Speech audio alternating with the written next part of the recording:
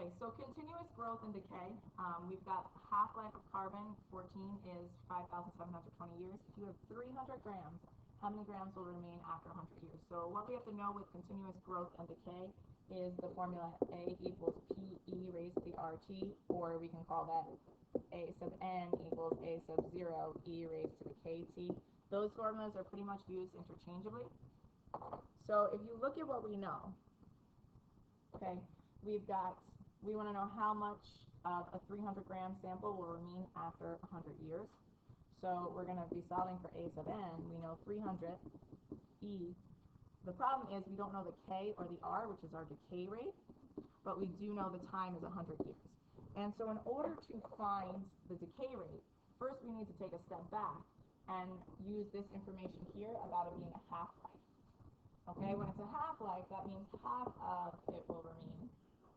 Okay, we have E raised to the decay rate we're going to find over 5,720 years. Okay, remember E is just a number in our calculator, so we're going to solve for K. And so in order to do that, we're going to change this to a log, but because of the base E, we're going to change it to a natural log. So remember, when we switch it to a log, we've got log with base E. Remember, what goes with the base switches. So instead of A being raised to this, now it goes with 1/2, and it equals K times 5,720.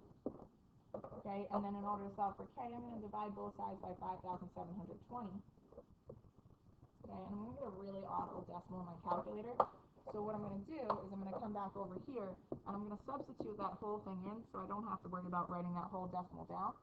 And I'm just going to use in my exponent that ln base E of 1/2 over 5,720.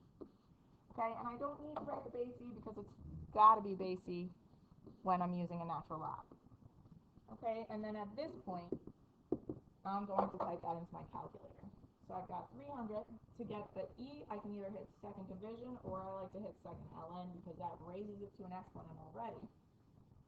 And now in the exponent, I've got ln of 1/2 over 5,720, and that's times 100. Okay, and I get this whole number here.